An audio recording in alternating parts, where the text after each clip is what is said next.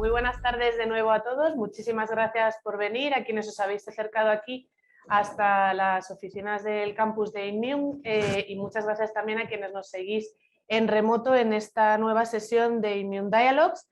Como sabéis, se trata de una serie de sesiones en las que sobre distintas verticales de las diferentes tecnologías sobre las que disponéis de programas formativos aquí en el centro, tratamos de abordar cómo distintas mujeres trabajan en esos sectores. Hoy en concreto, como habéis podido ver en las invitaciones, vamos a abordar los retos que tiene la inteligencia artificial hoy en día y los retos más inmediatos que afrontan el futuro. Y para ello hemos invitado a dos jóvenes mujeres a la par que muy experimentadas, no solamente en este sector, sino en otros sectores a los que se han dedicado con anterioridad previamente a hacer esta readaptación de sus habilidades profesionales, y esa es otra de los condicionantes que queremos abordar también con ellas hoy, ¿no? De qué manera uno toma una decisión en la vida de optar por una oferta formativa en concreto y cómo puede a lo largo de los años siguientes irse recualificando para abordar las nuevas demandas del mercado laboral tan cambiante y especialmente en los ámbitos tecnológicos. Nos acompaña Natalia Martín y nos acompaña también María Pascual. Como decía, ambas trabajan hoy en día en dos empresas pequeñas, startups, que es otro de los grandes nichos en los que aquí en España apostamos como gran promesa para el desarrollo del empleo de nuestro país. Estamos seguros de que aquí lo que nos sobra son ideas, lo que nos sobra es ingenio y de lo que disponemos es de una muy buena formación y por tanto pues podéis de alguna manera ir desarrollando vuestras tareas profesionales. Tras una breve introducción les voy a ir dando paso para que pues tengamos, como el nombre pide, un diálogo muy productivo y muy interesante para todos en esta tarde, ¿no? Natalia, sin ánimo de que ahora te voy a ceder la palabra para que digas 3 pinceladas sobre cómo llegaste a este mundo de la inteligencia artificial, diremos que en su trayectoria profesional ha pasado por grandes compañías pues como Heineken o grandes consultoras como Everis, Entity Data y otras grandes, para terminar en una consultora pionera en innovación y disrupción tecnológica. Y María Pascual también ha pasado por grandes compañías y estudios de arquitectura. María es arquitecto de profesión, ha pasado también por la administración pública y acaba en una prometedora startup que está desarrollando proyectos de inteligencia artificial para algo tan prometedor, reitero, como son las Smart Cities, ¿no?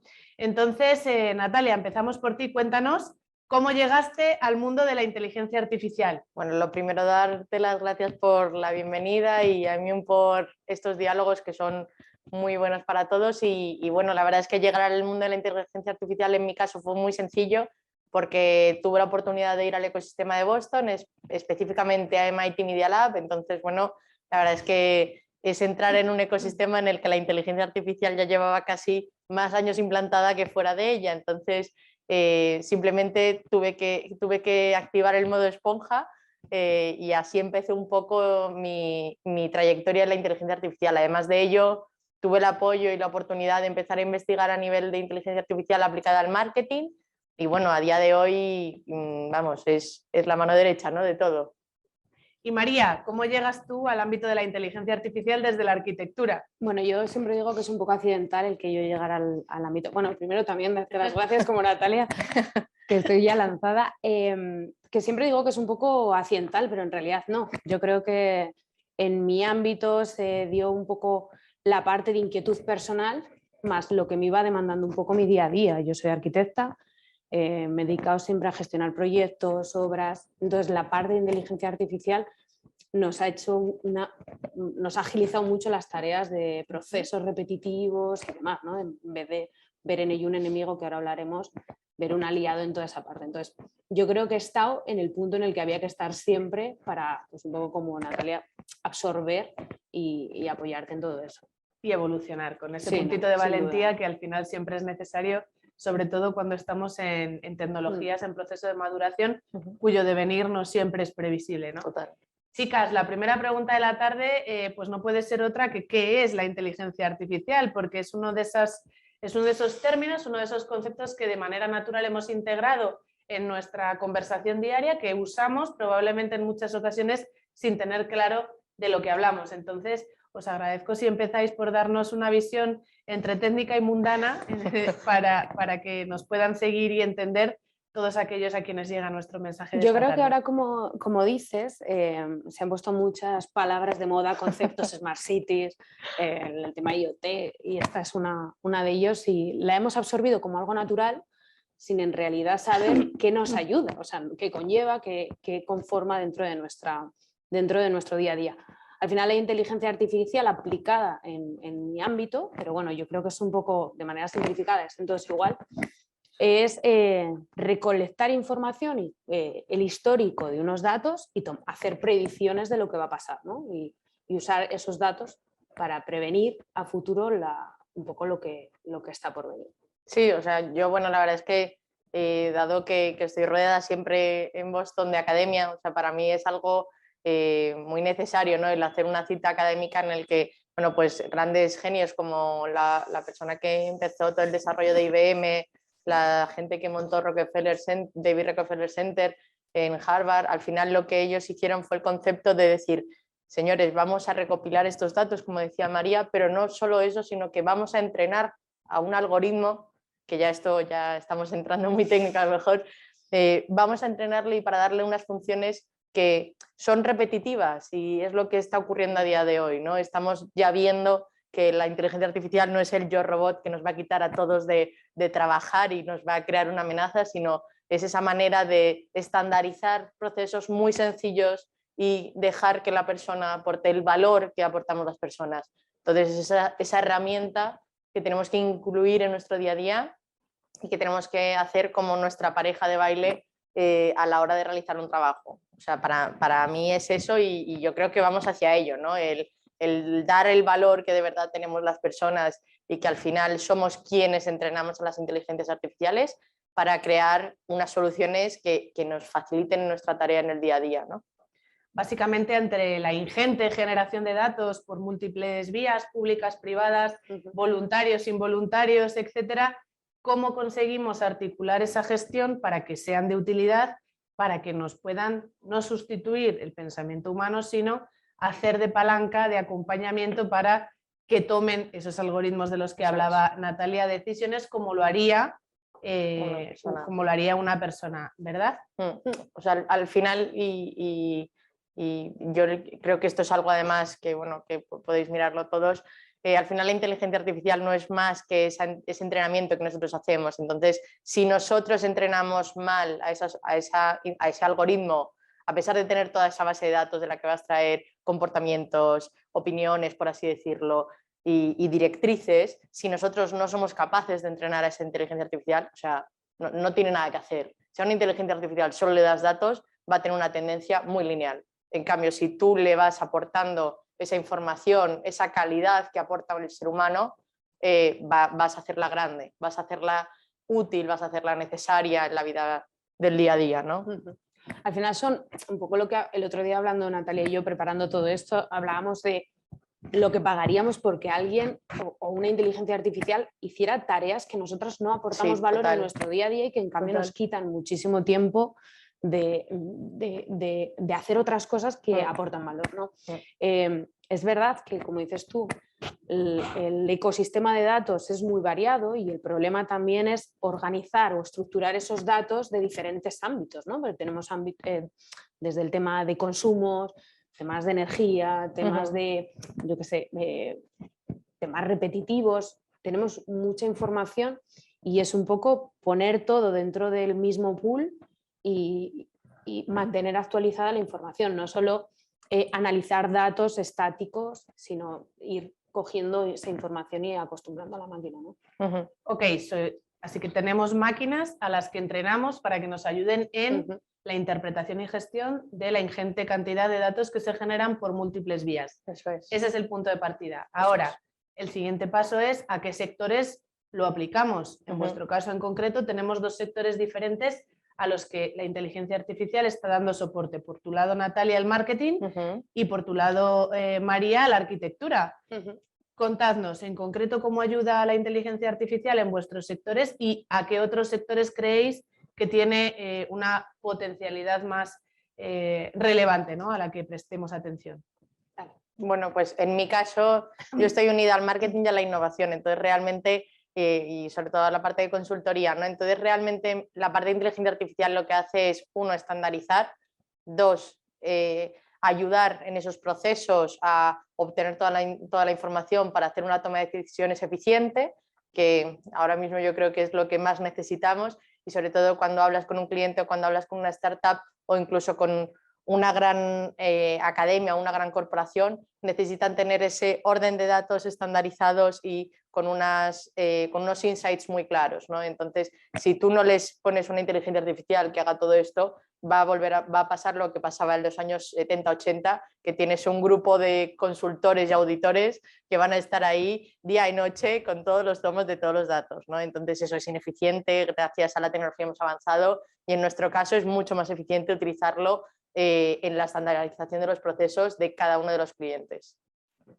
María. En el ámbito de la arquitectura, ahora mismo se está poniendo también muy de moda el tema del diseño generativo. Al final, cuando a un arquitecto nos llega un terreno, contamos con una parte de lo que el terreno nos brinda, por ejemplo, a nivel de diseño, a nivel de permisos de construcción y toda la normativa que tenemos asociada a todo eso, ¿no? Entonces, al final, es casar datos para tener la solución más eficiente, pero no solo para el terreno, sino para la empresa que lo desarrolla. La promotora igual interesa en este solar vender viviendas de una tipología frente a otro solar por estar en otra ubicación de otra tipología. Entonces, antes era prueba y error. Ahora, a través de algoritmos, a través de parámetros, somos capaces de meterle al ordenador y el ordenador nos va dando soluciones infinitas que vamos ajustando a medida que vayamos necesitando, ¿no? Entonces, como está mal que lo diga, pero más o menos es así, como a golpe de ratón, a un botón, soy capaz de variar parámetros y empezar a tener otros escenarios totalmente diferentes y a partir de ahí desarrollar proyectos. Entonces, no se coarta la libertad del arquitecto, del diseño y todas estas cosas, porque lo que hago es la parte más dura, la parte de normativa, que es todo lo que a nivel de inteligencia artificial puedo alimentar, es la que tengo más reglada y a partir de la que parto, del escenario a partir del cual parto para diseñar. Por entendernos, la normativa en términos de urbanismo pues habla de las distancias que tienen que tener las puertas para que sean accesibles, el número de altura máxima, los metros de edificabilidad que puede haber y todo eso que son datos ciertos que ya te vienen dados, en lugar de que cada vez que un arquitecto se tenga que enfrentar a un proyecto tenga que interiorizarlos y de alguna manera implementarlos, la máquina los automatiza y ya te pone la situación de partida, ¿no? Evitando también en gran medida el margen de error, ¿verdad? Claro. Luego para temas de códigos técnicos, para evacuación, por ejemplo, hay distancias, como tú decías, dimensiones que no puedo incumplir. Entonces, ya no por visados o cosas así, sino por lógica constructiva. Entonces la máquina me ayuda a excluir de la ecuación todos esos casos en los que me pasan todas esas situaciones. Y te ayuda a predecir la demanda. Eso es. Introduces otra serie de variables a través de las cuales pues, puedes evidenciar si es mejor hacer 3 o 4 dormitorios. Y también a través de los análisis de datos y que yo que sé, pues una empresa concreta, una promotora concreta, para él sea un plus, por ejemplo, el uso de ciertos materiales. Pues ahora que hay construcción basada en madera, por ejemplo, ayudas a optimizar todos esos procesos y digamos que la máquina es capaz de reconocer que tú estás trabajando con esa empresa que optimiza o fomenta ciertas características dentro de sus construcciones, ¿no? Entonces encamina las soluciones a esa construcción, a esos usos. Ok, por ir cerrando esta parte, digamos que tradicionalmente antes, cuando no disponíamos de esta tecnología, lo que hacíamos era inferir escenarios a partir de 2 variables, 3 a lo sumo, porque el cerebro humano no tiene mucha más capacidad para hacer un análisis multidimensional. Y la máquina lo que nos permite es incorporar n dimensiones a esa inferencia tradicional estadística para generar de manera automatizada escenarios. No sé si lo he explicado bien, si nos sirve como para entenderlo de otro modo más, menos tecnológico, quizás. No, total. Sí, o sea, porque al final, por ejemplo, en marketing y en publicidad, la rama de la inteligencia artificial puede llegar a crear diferentes escenarios de marketing, diferentes campañas publicitarias, pero claro, esas campañas tienen que partir de unos datos, los datos que siempre tenemos, que todos damos y que todos facilitamos, pero que si no hay ese momento de creación y de enseñar a la inteligencia artificial a hacerlo, va a ser imposible avanzar. Entonces, por mucho que tengamos la herramienta, si no sabemos cómo tratarla, si no le enseñamos esos parámetros, no vamos a avanzar. Y luego que hay mundos, o sea, que el del marketing y de la construcción parece que están muy diferenciados y que no tenemos nada en común, y no es así. Si tú pones todos esos datos en un mismo pool, eres capaz de analizar, por ejemplo, de cara a diseño del edificio, si yo tengo ciertos recorridos de afluencia de gente de una tipología concreta de gente en torno a mi edificio, obviamente mi diseño tendrá que ser pues, enfrentado a una determinada avenida claro, frente a otra, y puedo hacer como un tratamiento distinto del edificio en función de los usuarios que tengo, ¿no? Y eso a través de campañas de marketing, y demás es brutal. Total. Bueno, ambas llegáis aquí tras un proceso de formación que no partía de ámbitos tecnológicos. Nada. Y habéis hecho ese proceso de reskilling, ¿no? Sí. Digamos que la inteligencia artificial al final es una herramienta de aplicación transversal en cuanto a los sectores se refiere. ¿Cómo habéis abordado en vuestro caso particular ese proceso de reskilling? ¿Cómo os habéis formado para conseguir dominar, como domináis en la actualidad, este ámbito profesional, ¿no? ¿Y qué recomendación podéis dar a la gente que nos sigue y que de alguna manera está pensando en cómo optar a uno de esos múltiples puestos de trabajo vacantes que tenemos ahora en todas las empresas del país para poder cubrir esta demanda tecnológica? A ver, yo por mi parte llegué a esto un poco, ya os digo, de manera un poco accidental. Creo que mi formación forma parte un poco de la inquietud, pequeñas píldoras, cursos, programas formativos, y luego el juntarte con gente muy dispar. Ahora mi ecosistema era ingenieros y arquitectos, y ahora tengo arquitectos que programan dentro del equipo, tengo programadores, tengo gente de análisis de datos, tengo psicólogos. Entonces al final pues vas cogiendo un poco de cada uno y eres mucho de nada o eres un mucho de todo, un poco de todo. Entonces yo creo que, sobre todo yo creo que a nivel en el punto en el que estamos, no me cerraría a algo encapsulado, ¿vale? Al final, ¿qué tiene que ver no sé, la inteligencia artificial está también comiendo terreno a temas de medicina, por ejemplo. Todo. Entonces, ¿qué tiene que ver un campo con el otro? Pues a priori nada, ¿no? Es coger las pequeñas píldoras de cosas que te puedan ser útiles. No, bueno, en mi caso es que yo, bueno, mi idea siempre había sido multinacional de gran consumo, nada que ver con tecnología, nada que ver con innovación, pero vamos, ni de lejos, o sea, yo no tenía ni idea de nada.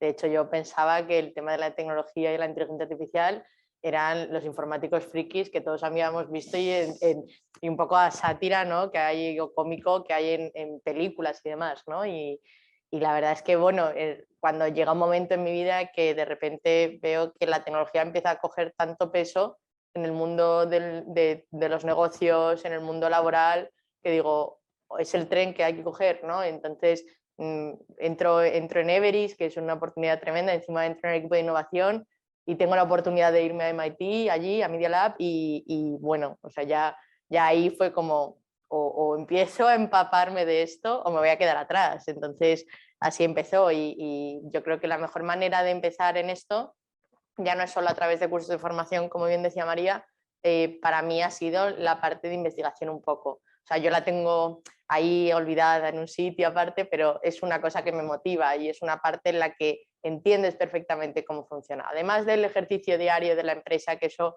lo tienes en tu día a día y que lo vivimos y que lo vamos desarrollando, ¿no? Pero esa parte de inquietud personal yo creo que nace cuando te mueves en un ambiente de tecnología. Y yo creo que justo hoy estamos en un ambiente donde se crea esa inquietud y yo creo que es un sitio donde se propicia y donde podemos tener las herramientas para crecer a nivel de conocimientos y de inteligencia artificial. Y luego parece que cuando tienes inquietud por temas tecnológicos todo el mundo te los pone. Ahí. Total, y dices, total. Estoy viviendo en un ecosistema tranquilo y ahora de repente me traes esto que pone otra vez mi mundo patas arriba. También yo creo que hay que tener poco miedo a tener la pierna fuera de la zona de control. Bueno, sí, sí. O sea, la zona de confort y todo esto no está muy acorde con estas tecnologías. Tal cual. O sea, ahora hoy es inteligencia artificial, pero es que mañana ya está el quantum aquí, ya está llamando a la puerta, señores, estoy aquí. O sea, esto ya es otra historia. O sea que nos estamos ya quedando atrás, chicas. Casi, hoy estamos aquí, pero mañana ya es quantum. O sea... Como decía al principio, combináis la experiencia en la gran empresa con vuestra actual responsabilidad en startups, ¿no? En empresas de innovación con ese foco un poco más disruptivo, pero España es un país de pequeñas y medianas empresas. ¿Qué hacemos para llevar esta herramienta a ese mundo que es casi el 98% de los empleos en este país, chicas?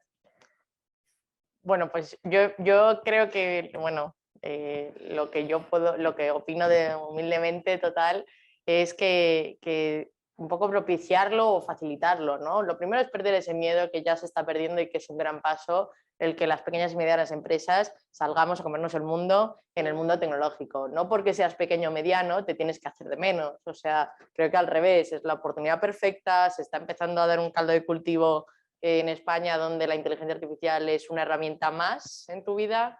Y luego, por otra parte, estar súper atento, o sea, estar muy atento a qué puedes incorporar, porque también es algo difícil, o sea, realmente cuando tú tienes tu negocio es vender patatas, no piensas en qué momento puedes incorporar la inteligencia artificial a vender patatas, pero en realidad puede ser desde el momento de servicio, de petición, de productos o incluso la distribución. O sea, hay diferentes momentos en los que se puede incluir la inteligencia artificial en tu vida o en tu negocio, pero hay que encontrar a lo mejor esos consejeros que te puedan ayudar o esa formación para entenderla y poder aplicarla, yo creo. Eso es, tiene un componente, yo creo, desde tanto de la parte de Natalia como mía, un poco de evangelización, sí, y hacer ver el valor de esto, ¿no? Que no es que nos hayamos ofuscado ella y yo en inteligencia artificial porque sí o venga, está de moda el concepto, vamos a... El otro día daba una charla y decía, ¿quién sabía que era el Ciritione? Y me decepcionó porque la gente no sabía que era el Ciritione. Y el Ciritione era un concepto que inventó Volvo hace... Bueno, yo era muy joven, pero yo me acuerdo. Y simplemente generaba un sentimiento, no tenía nada, los coches tenían Ciritione y todo el mundo quería comprarse un coche con Ciritione y no era nada, simplemente era el concepto de pertenencia y demás. Entonces, en el tema de la inteligencia artificial tampoco es ponme cuarto y mitad de inteligencia artificial, ¿no? Hay cosas que tiene coherencia automatizar y que tiene coherencia aprovecharse de todo eso, y la tarea de Natalia y de mí y mía es ver un poco, ofrecer a los demás el qué punto les hace falta a sus empresas o en sus proyectos que tiene coherencia, ¿no? Que no... Claro, o sea, es que esto también pasa, ¿no? Yo es que quiero lo que decíamos antes, cuarto y mitad de inteligencia artificial, luego me pones un database y luego quiero un data no sé qué y un data no sé cuánto. Vamos a ver, pero si es que no hemos pasado del data, de la segunda palabra data ya nos hemos bloqueado. Por la moda, sí. Claro, y entonces yo creo que es eso, esa parte de evangelización, esa parte de comprensión es fundamental, es fundamental. Entonces, pues nada, nos queda un poco de camino todavía. Bueno, y transmitir que nos gusta y que creemos en ello. No, también bueno, yo creo que es también una tarea importante. Creo que entre nosotras queda claro que a nosotros nos gusta, estamos súper evangelizadas, pero yo creo que el resto también... Es importante hacer esa tarea para ámbitos no tecnológicos, ¿no? Por eso era muy relevante vuestra presencia hoy aquí, porque vemos como dos sectores que a priori no son necesariamente tecnológicos, efectivamente optimizan su productividad utilizando la inteligencia artificial como herramienta, ¿no? Y en esta tarea de evangelización, que os agradecemos mucho que hagáis aquí en nuestra sede esta tarde, lo que queríamos también era que nos contarais cuáles son, a vuestro entender, los principales retos que determinados sectores afrontan en la actualidad y cómo la inteligencia artificial puede ayudar a solventarlos. Grandes temas hoy sobre la mesa. La logística, uno de los grandes asuntos, la energía. Total. ¿Qué se os ocurre que podemos tratar de alguna manera de hacer llegar a la gente para que hagan eso que habéis hecho vosotras, se investiguen y traten de utilizar esta herramienta en la búsqueda de soluciones? Bueno, yo vengo yo vengo de un mundo que más tradicional no puede ser, la construcción. Somos, desde la parte de diseño, soy la primera que durante mucho tiempo he pensado mi obrero Pepe, que para mí siempre es Pepe la figura que hace todo, mi obrero Pepe no va a saber gestionar unos planos en tablet y demás, y luego resulta que tiene un ordenador o un teléfono móvil mejor que el que tengo yo, ¿no? Entonces, yo creo que muchas veces es dejar que los demás te cuenten, ¿no? Que abrir las miras a todo esto. En el tema de la logística que hablabas, yo creo que también tenemos interiorizados procesos tradicionales en nuestra forma de trabajar y es como no me saques de mi zona de confort porque igual no lo controlo. Yo me acuerdo que en el estudio donde empecé, aquí en serio con temas de esto, había un señor que yo lo entiendo, está a punto de jubilarse y me decía, María, te doy 50 pavos si pasas por mi lado y no me miras. ¿No? Pues bueno, es que al final, es verdad, mi tarea era cambiarle su forma de trabajar y en ese momento sí que era así. Pero también había que valorar que él hacía trabajos tradicionales de una forma muy buena. O sea, que había que no es todo, vamos a pasarnos a todos a un mundo tecnológico, ¿no? Hay que aprovechar los conocimientos de cada uno y adecuarlos a las necesidades. Y en el tema de los de trabajos, por ejemplo, a nivel de eficiencia energética, temas de sostenibilidad, que ahora también está tan en boga todo este asunto, sin duda la inteligencia artificial, el análisis de datos de lo que pasa en un ecosistema en torno a mi edificio o en torno a mi proyecto, es importante saber, no solo lo que pasa ahí. El otro día tenía una reunión para hacer un gemelo digital de un puerto y me ponían un caso que yo no me había planteado, que me parecía muy tonto y que lo resuelven de forma muy tradicional y muy a mano.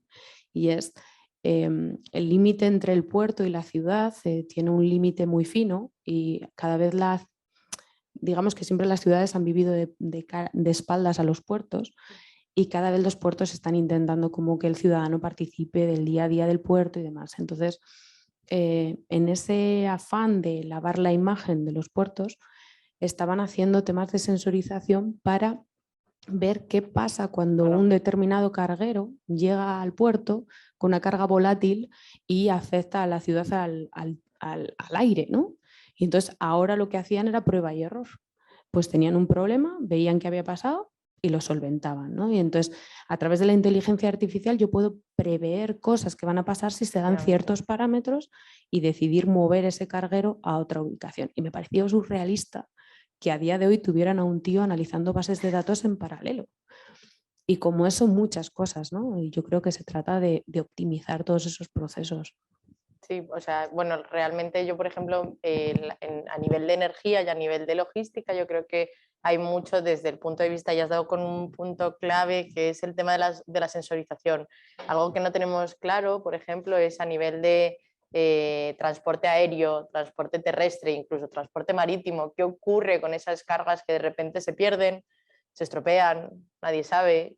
De repente es que estaba en el mar y pasó esto y entonces se estropeó la carga, ya, pero es que llevas 50 trailers, o sea, es que es imposible, ¿sabes? Entonces hay una cantidad de datos ahí que se pierden porque es lo tradicional, lo que siempre ha funcionado, la inercia que nos lleva, o sea, entonces todo esto se puede solucionar si tú le empiezas a monitorizar, porque al final la inteligencia artificial lo que lleva es a una monitorización continua que puede ser aplicada a un montón de sectores, y lo que sirve es para esa predicción. O sea, si hubiéramos incluido la inteligencia artificial en un sector como es la medicina antes de la pandemia, hubiéramos ayudado a prevenir muchas de estas cosas. Es verdad que no puedes prevenir ni predecir un virus, vamos, y si es así, la inteligencia artificial ya nos podemos ir a casa todos, pero es verdad que sí que podíamos haber predefinido y haber prevenido, por ejemplo, cómo iba a influir esto en enfermos crónicos, porque no olvidemos que durante la pandemia ha habido muchos enfermos crónicos que han pasado a un segundo plano, porque la pandemia era lo primero que había que solucionar. Sí, pero ¿y esta gente qué ha pasado con ello, ¿no? Entonces, si a esta gente se lo hubiera monitorizado antes, si la logística se monitorizase de previas, si la energía se monitorizase, también se podría obtener unos datos con los que se podría tomar unas decisiones de manera más eficiente. Incluso a nivel, por ejemplo, a nivel de los seguros, que parece algo muy sencillo y que ahora ya todos tenemos nuestra aplicación de los seguros que han sacado de, puedo tener mi médico en casa, ya, bueno, pero y todos esos datos de antes, con los que me puedes dar un seguro mucho más eficiente para mí, porque yo no soy igual que María, ni tú eres igual que yo, Ana. Entonces, esa inteligencia artificial es lo que hace que haya soluciones ad hoc. Exacto.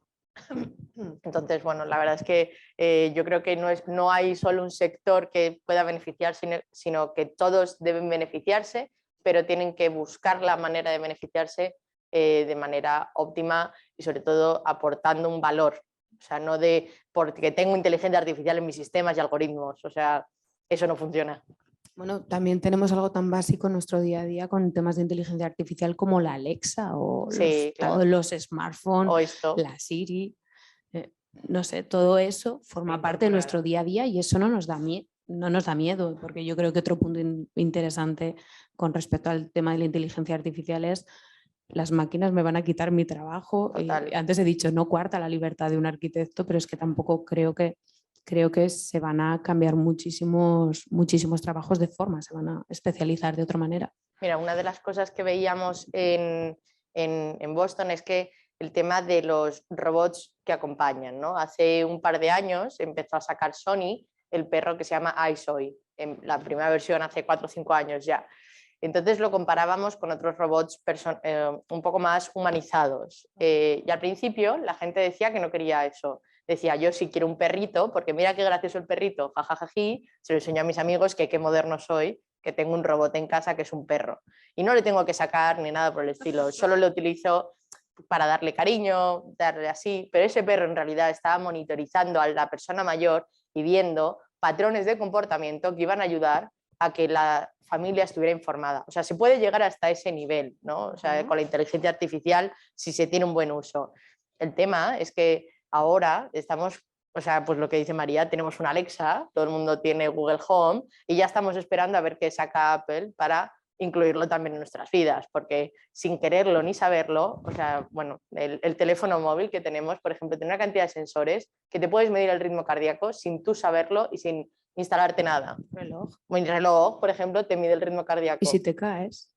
Lo avisa, efectivamente. Sí. Puedo tener que llame a mi marido y que le diga, Natalia se ha caído, vete a buscarla. O sea, en tal ubicación. Exacto. Entonces, y además es que hemos llegado a un momento en el que ahora de repente nos da un poco de fobia el momento de cookies, de dar los datos, ya, pero los 10 años anteriores que llevas dándolos, ¿dónde están? ¿Qué has hecho? ¿No? O sea, ¿qué ha pasado con eso? Y la verdad es que da miedo a la vez que da alegría, ¿no? Porque avanza todo a un punto donde no va a ser necesario el preocuparse por, oye, ¿qué le estará pasando a mi madre? Sino que directamente conectaré mi móvil o conectaré mi reloj y podré saber por la inteligencia artificial de todo lo que tiene en su casa, saber dónde se encuentra.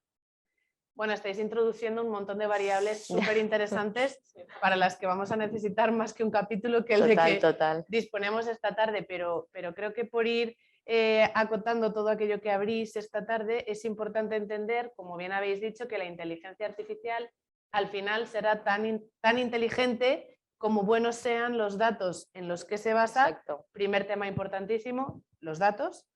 Y segundo, como buenos sean los algoritmos que para el análisis hemos entrenado, ¿no? Entonces, abrimos este nuevo melón. ¿Qué pasa con los datos? ¿De quién son propiedad los datos? ¿Del usuario? ¿Del organismo? Y esto es un tema que casi que trasciende ya lo tecnológico, pero es uno de los grandes retos que como sociedad hemos de abordar juntos para poder integrar con todas las garantías esta herramienta en nuestro uso diario, ¿no? ¿Qué hacemos con los datos? ¿En qué situación estamos en España y en Europa, que es nuestro marco de referencia, en relación al uso de los datos desde la perspectiva de la seguridad del usuario, pero también desde la perspectiva de la calidad de los mismos para poder ser útiles en los objetivos para los que utilizamos la inteligencia artificial? Pues aquí hay dos cosas, ¿no? La primera es, hay que decir algo muy claro. El dato que cuando te piden una cookie no te están cogiendo, hola Natalia Martín, mujer, mide tanto, tiene tanto, no, sino mujer de tal edad, con tal comportamiento y con estas costumbres, ¿no? Costumbres dentro de la web donde tú te estás donde tú estás navegando. Entonces, vamos a dejar ya de pensar que tienen una foto de cada uno de nosotros estas empresas, porque realmente no lo tienen. Entonces, exacto, vamos a ser un poco conscientes, porque este comentario que os estoy diciendo lo he oído en muchos sitios, ¿no? Tienen ahí, ¿saben cómo hago? ¿Qué veo? Pues sí, bueno, pero eso tú lo has aceptado, ¿no? Por ejemplo, en nuestro caso, Ana, nosotros nos hemos tenido que certificar como empresa para poder no tratar, pero albergar, o sea, y custodiar, porque al final nosotros tenemos una plataforma de cuidado continuado, y esta plataforma lo que hacemos es al final con esos datos dar predicción, ayudar a las empresas a que hagan predicciones, ¿no? Y entonces, en nuestro caso, por ejemplo, hemos tenido que certificarnos y pasar una serie de controles, que es algo bastante estricto, y que si alguien quiere meterse en este mundo yo se lo comparto, pero la verdad es que el tema del dato al final son nuestros hasta que nosotros los cedemos, porque sin ser conscientes, en ese momento de yo me pongo este reloj o me hago una foto y la cuelgo en Instagram o en diferentes redes sociales, lo estamos cediendo. Al entrar en esas redes sociales nosotros aceptamos, ¿no? Y por eso ahora ya todo el mundo, lo que decía antes, se lee términos y condiciones, se lee las políticas de privacidad, pero ¿cuánto de verdad estás dispuesto a pagar por dar estos datos? Pues la respuesta es cero, porque lo estamos haciendo gratis. A todo el mundo se lo estamos dando gratis. Y luego las empresas pueden con eso sacar todos los servicios que sacan según nuestros comportamientos. Entonces llega un momento que el dato ya no es nuestro, los datos encima se los damos así en bandeja, o sea, nos falta ponerle un lazo y entregárselo. Y luego, por otra parte, yo diría que el albergar datos es algo tan complicado como la inteligencia artificial quiere hacerlo. O sea, al final volvemos, ¿no? Un poco la inteligencia artificial sin datos no es nadie, pero también los datos sin los humanos no son nadie. Entonces esto es una rueda que al final esto está conectado, esto está súper engrasado y esto ya no se puede parar. O sea, esto es lo que hay, ¿no? Pero también es una alegría que hayamos avanzado como sociedad hasta este punto y más que nos queda todavía. Y luego también hemos hablado desde el principio que esto cambia constantemente. Total. Entonces, también hay soluciones o hay pequeños parches que van naciendo para suplir problemas que vamos teniendo, ¿no? Al final tenemos datos de índole sanitario, bancario, Total. un poco, es un pool bastante peligroso. Bastante peligroso en malas manos, ojo. Temas de ciberseguridad, temas de blockchain, que son palabras así un poco raros, tanto como inteligencia artificial, pero que vienen un poco a coser todo este ecosistema y a darle un carácter más compacto y mucho más seguro, ¿no? Pero sí que es verdad, pues lo que dice Natalia de cuando una empresa se mete en cualquier desarrollo que empiezas a gestionar datos, tu vida se complica, o sea, en general. Nosotros, bueno, yo he pasado del mundo de la arquitectura al mundo de la gestión de los datos y todos los días tengo reuniones de, bueno, vamos a hacer este desarrollo ya, pero me tengo que quedar con las claves del usuario, me tengo que quedar, no, vamos a hacer este otro desarrollo para evitar ser propietario de muchos datos, porque al final, sobre todo datos de terceros, ¿no? En mi caso, que es una plataforma integradora de otras plataformas, tonterías como guardar las claves de acceso a las otras plataformas, no quiero saber nada. No. O sea, tú tienes tus claves y yo no quiero saber nada, ¿no? Entonces, bueno, no sé, temas del hacking blanco que me alucina, lo del tema de que te hackeen para probar tus vulnerabilidades, al final parecen todo un poco surrealistas. Yo creo que Natalia también hablaba de los análisis de los datos despersonificados. Cuando yo me empecé a meter en todo esto, que pues bueno, yo era una usuaria al uso de teléfono, o sea, no...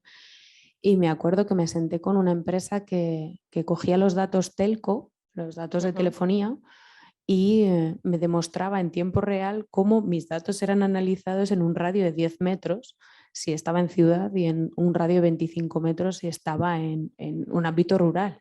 Y yo decía, uy, qué yuyito, ¿sabes? No sé, me daba así como... Y dices, lo veo como herramienta de seguimiento hacia mí, pero es que lo veo una herramienta mucho más brutal de predicción de necesidades que voy a tener o de costumbres, ¿no? Total. No, yo gracias a la encriptación punto a punto, yo creo que ahora que esto es como un poco lo más ciberseguro que hay ahora mismo, podemos estar medio tranquilos por lo menos en WhatsApp, ¿no? Que en Meta, por Dios, ahora ya hemos cambiado Meta, metaverso, etcétera, pero yo creo que lo que tenemos que tender es no solo al contenido de inteligencia artificial, sino también a esa ciberseguridad, esa encriptación y a ese blockchain que cada día avanza y nos protege un poquito más. En este camino que estoy haciendo, alejándome de lo puramente tecnológico hacia lo ético, retos que tenemos como sociedad para, como tú bien decías, no es peligroso en las manos de según quién y según para qué, ¿no? Siempre la normativa va bastantes pasos por detrás de lo que la tecnología avanza. ¿Qué grandes retos dirías que tenemos por delante María y Natalia, por supuesto, para ir avanzando en paralelo en la protección y garantía de los derechos de los usuarios? No sé, yo creo que cada vez los datos en general son más públicos los nuestros como individuo. Hay ahora una obra de teatro que os la recomiendo que se llama Privacidad, precisamente, que es de Iván Lastra. Y ellos ponen en la obra de teatro sobre la mesa cosas que cuando te las verbalizan dices, ostras, yo no me he dado cuenta que yo estoy tan vendida. De hecho, asistiendo como público, una de las cosas que haces es registrarte para la compra de las entradas. Ya estaba el Iván Lastra diciendo cosas de mí que no estaban públicas. Bueno, pues al final creo que como sociedad tenemos como reto el buen uso dentro de un pool común de datos de todos esos datos, ¿no? Pero esto, mira, es un ejemplo muy sencillo, pero ¿por qué venden coches que pueden ir a 250 kilómetros por hora si no puedes ir a 250 kilómetros por hora? ¿No? Pues es un poco, entre comillas, lo mismo. Tenemos unas herramientas muy potentes que tenemos que saber acotar para lo que nos hagan falta. O sea, habrá veces que sí que te hagan falta para usos funcionales brutales a nivel de desarrollo y hay veces que no te hace falta llegar más lejos. Entonces yo creo que es dimensionar un poco el alcance de lo que necesitamos, ¿no? Bueno, yo en mi caso la verdad es que el tema de la ética lo tengo un poco como remarcado. Participé en un libro de César Hidalgo, que es un experto en inteligencia artificial, y analizábamos ahí diferentes casos donde la inteligencia artificial y la persona podían hacer una acción. Entonces había desde, por ejemplo, si un robot que tiene inteligencia artificial entrenada por un humano en Estados Unidos, que tienen un amor a la bandera tremendo, ven al robot limpiando el suelo con la bandera, se les preguntó a mucha gente, creo que eran como 150 personas solo para eso, se les preguntó a quién culparían. Culparían a la inteligencia artificial, que estaba haciendo mal eso y que estaba limpiando, que cómo podía ser, o si esa misma acción la hacía una persona, simplemente le regañarían como harían con la inteligencia artificial o el robot, o incluso llegarían a despedirle. Entonces, las respuestas son infinitas y de hecho las tendencias en diferentes preguntas son muy interesantes. Y el tema de la ética de la inteligencia artificial, ahí es una línea muy fina la que hay, porque ahí está el tema del humano, lo que influye, la desviación o la influencia que puede llegar a tener una persona. Incluso ahora mismo en Estados Unidos la inteligencia artificial, muchas tienen un problema a nivel racial, a nivel de personas asiáticas, personas con rasgos étnicos, pueden llegar a ser confundidas con gente que tienen en el FBI en su base como gente peligrosa, o sea, hasta este nivel. Es verdad que ya llevan unos años corrigiéndola, pero sigue habiendo ese rastro. Bueno, pues esto es por la cantidad de datos y la influencia humana que ha habido, que al final se ha dedicado a ello, ¿no? O sea, que se ha tenido esa solución, ese resultado. Y entonces el tema de la inteligencia artificial en el tema ético, pues yo creo que es uno de los temas que frena que haya coches eléctricos. O sea, que haya coches autónomos. Entonces, si hay un coche autónomo, había un caso en MIT, de hecho, que lo hacía muy, muy gracioso el profesor, decía, yo soy un coche autónomo y tengo una persona que está cruzando y a otra que veo que empieza a cruzar. ¿Por qué camino voy? O sea, tengo que avanzar hacia adelante, ¿por qué camino voy? ¿No? Entonces decían, bueno, pues no puedes avanzar por ninguno, tienes que parar. Ya, pero es que está calculando el espacio y tiene que pasar sí o sí. Y bueno, la verdad es que era muy divertida la cantidad de respuestas que había que decían, no, yo voy a matar voy a atropellar al que va a empezar a andar, y el otro decía, no, yo voy a atropellar al que ya, porque total está cruzando y está viendo que viene el coche autónomo, ¿no? Entonces se plantean una serie de problemas muy serios a nivel de ética. Yo creo que primero hay que tener una ética incluso empresarial muchas veces para poder aplicar la ética. Luego, es que también asociado al tema de inteligencia artificial, o no asociado, mejor dicho, está el componente emocional, ¿no? La inteligencia emocional, obviamente, tú ante mismas situaciones, dependiendo de tu estado anímico, de tu parentesco con la otra persona, quizás actúas de una determinada manera en un caso o en otro. Eso no lo puedo prever en temas de inteligencia artificial. Entonces, el tema de la ética...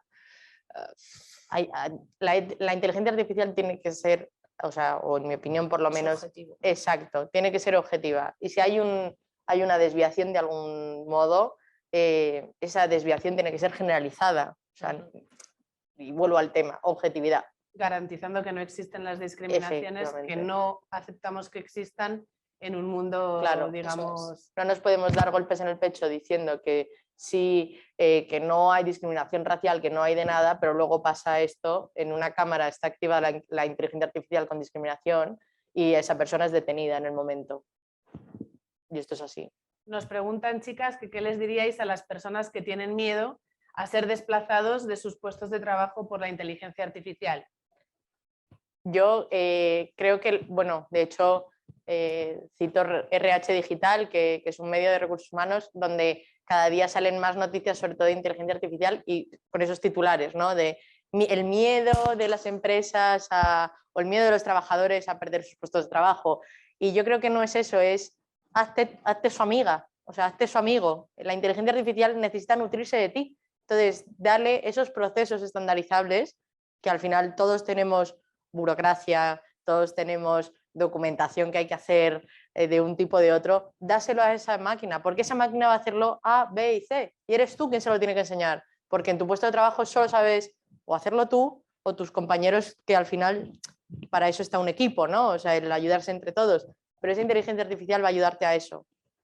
También yo creo que forma parte, sinceramente, un desconocimiento. O sea, creo que estamos idealizando o nos imaginamos el tema de la inteligencia artificial como robots que corren por tu oficina, no sé, yo qué sé, ¿no? Pero son, no sé, pues desde la Siri o la Cortana que te pregunta cómo estás cada día y tu empresa toma decisiones para saber optimizar tu día a día, ¿no? Optimizar cómo te sientes tú. Entonces, no es simplemente, o sea, yo no creo que vaya a decir, no, mañana todos los arquitectos, en mi caso, todos los arquitectos fuera, porque vamos a, ¿no? Hay un componente, el componente humano, que ese no lo va a dar la máquina nunca, ¿no? Chicas, pues muchísimas gracias por ser puntuales con nuestro compromiso con quienes nos siguen en remoto y con quienes nos han querido acompañar hoy. Vamos a cerrar este capítulo prometiendo que el año que viene vendremos con otros nuevos Immune Dialogues para seguir abordando todos los retos y las posibles alternativas formativas que tenemos para poder dar respuesta y que nadie, gracias a la tecnología, que nadie se quede atrás. Chicas, muchísimas gracias y como decía Natalia, el aplauso es para vosotros. Gracias. Un placer.